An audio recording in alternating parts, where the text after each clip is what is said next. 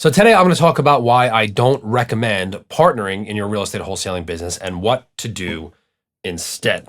Now, before I jump into today's show, if you have not been over to nextlevelwholesaling.com and you haven't taken the Next Level Wholesaling assessment, what are you waiting for? If you're looking for a very profitable real estate wholesaling business with big, fat, juicy deals with a small team who can operate your business without you on the day-to-day, go to nextlevelwholesaling.com and take the Next Level Wholesaling assessment. After you take this thing, it'll take you 3 to 5 minutes. It's completely confidential.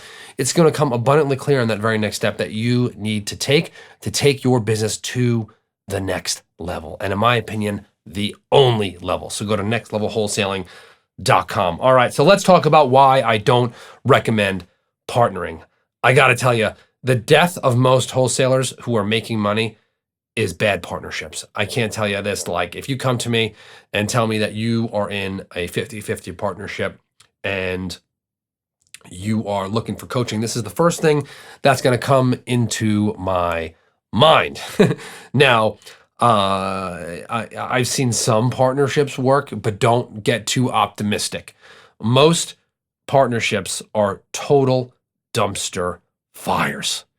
And let me tell you why. And by the way, there's some good news here at the end. I'm going to tell you how you can partner because I believe that some partnering is amazing. You just have to do it the right way. So hold on to your seatbelts here, okay? Because I'm going to give you some ways that you can make a lot of money and be really, really, really profitable. Okay, so most people start off and the reasoning why they partner just sucks altogether. And it's one of two reasons usually. Number one is that they have fear, right? They don't want to go into business by themselves. And so they said, hey, why don't we do this together? And that partner's like a nice little warm, cozy blanket. Oh, hug me. Oh, they're like that movie in City Slickers where the three friends are hugging in the cold to keep their bodies warm. Now, you probably have to be in your late 30s or early 40s to understand the City Slickers comment. But man, like, that's weak. If you're in business, it's not any harder to be in business by yourself. Actually, I'd say it's probably easier.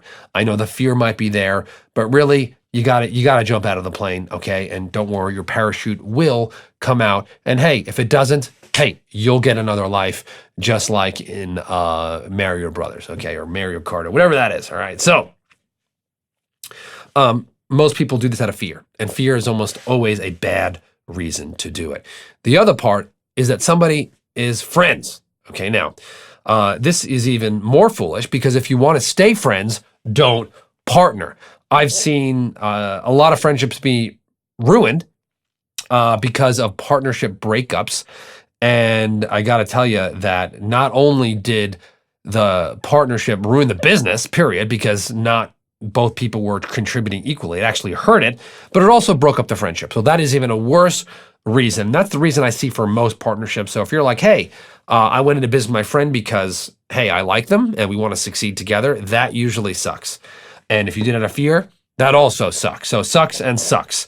The other reason why I don't recommend partnering is that most people go into 50-50 relationships and nobody does 50-50 worth of value, right? There's always one person who is doing more. Now, at first, it's like, hey, I don't mind doing a little bit more. Well, guess what? Times change, right? There are spouses involved. And I am going to tell you this, that spouses notice.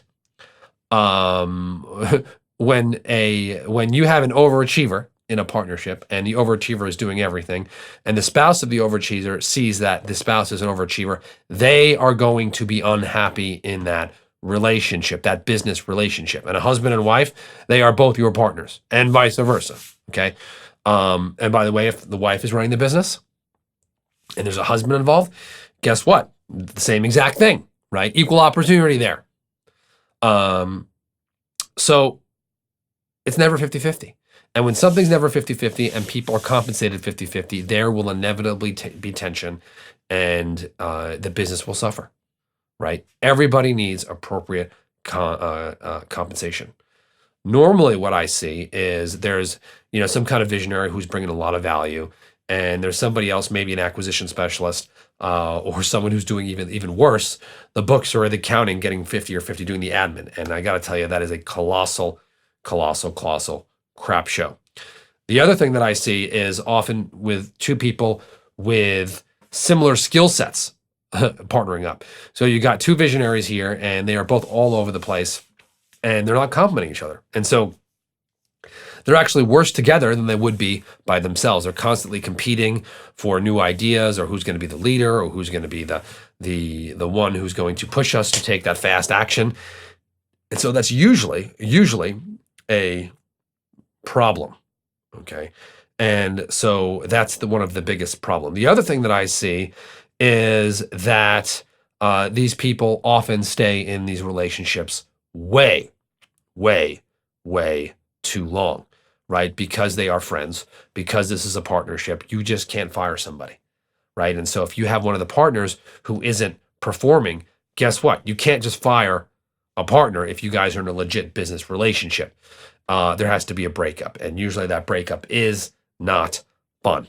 Okay, so the last part is that most of the time, and this all relates to the first 5, is that you will notice that if you hire somebody, you will actually get somebody who does a better job. Okay, if you hire a bookkeeper, you will do a much better job with someone doing your books than if you hire a partner. I mean, come on, right? The other thing is, I've seen friends, it's really hard to hold your friend accountable. So if you guys were friends before and all of a sudden they're not performing, it's really, really, really hard to have that conversation. Like, hey, you need to really pick up your performance. It sucks. I've seen some people make this work, right? But if you're going to work with your friends, make sure you hire them as an employee and not as a partner. I'm telling you, it's not worth it. And you're like, oh, this is my friend, I want to go 50-50. I'm telling you, if you want to destroy that friendship, you go ahead and partner with this person when it's an unequal relationship. Okay, so now that I've crapped on partnering, right? By the way, I only say that because I believe in you, right? And you both, if you both are total superstars, you guys both start your own businesses and talk to each other, have lunch. And gals, you guys do fun things, go on vacation together, but you don't need to go in business together, please, okay? Now that being said, there is something that I call power partnering, okay? And this is not where you guys are part of a same company, okay? But this is where there are people who have a total complement skill or a resource or assets or knowledge that you don't have. Man, that is huge. You got to partner with somebody who has stuff that you don't have, but you need. That's who you got to do partnerships with. Now, this does not mean that you are in a 50-50 partnership with everybody. Number one, let me talk about one of the first kind of partners I like, capital partners. Okay, capital partners I love, where if you need a capital infusion in your business, that's great. But you want to set out the terms. You don't need to make that person a 50-50 partner. My favorite kind of partnership, if I was successful in wholesaling, but I need to grow my business, I need more money for marketing, I would do something like the following. Mr. Investor, how about you give me 50 grand for marketing here, or maybe 60 grand for marketing. And here's what I'm going to do. What I'm going to do is I'm going to pay you a minimum of 10% of on your money. But what we will do is I will give you 30% of the gross profit for all of the first 12 months. And after the first 12 months, we can renegotiate if you want to reinvest back into the business, okay? By the way, I'd also put a cap on that, right? So I'd say, okay, Mr. Seller, I'll tell you what, I'll give you 30% of all the deals. I'll give you a minimum of 10%, but also I will, after you make back 100% on your money, right? Then everything after that, you will just earn 10% on if I still have access to your capital after that. But you can pay them all back too. So after a year, the slate is clean and maybe you don't need that funding anymore, but set that up front, right? And by the way, you can negotiate any way you want, and by the way, that's 100% on their money in a year. That is pretty darn good. I don't know how many people are able to do that, but set those expectations. Get a capital partner, and it's so easy. The other thing, I love to partner with real estate agents. In our markets, we have agents list our properties, right? They will get a commission on the end of the deal, right? But they will clean out the properties. They'll list them. They'll show them. They'll get pictures. They'll do little odds and ends. They'll make sure the landscaping gets done while we're in escrow. I mean, all these little small things, right? I don't need to take them out of the 50-50 partner, right? I could give them a 1.5% commission to do the deal. I also can send them some free, some leads, right, from my database that I'm not going to close and let them get some listing leads. So that's a great way to partner. And I got to tell you, you can also JV with people in other markets. So if someone is boots on the ground in another market and you want to partner with them, hey, guess what? And you got a deal that pops up or you want to market, you can use their resources and time and energy to lock up deals. And you can make a lot of money, but they don't have to be a 50-50 partner inside your business. Okay, so you want to partner smart. You want to partner appropriately. You want to partner in a way that is equitable. It's good for you. It's good for them. Don't get into a bad situation.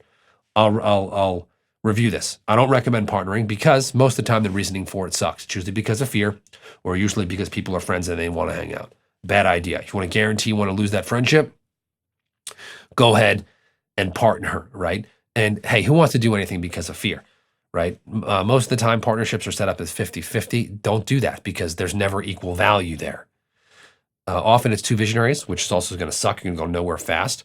And they tend to stay in these things way too long because there's a relationship there, and it usually ends very badly and destroys the very thing that you got into business for.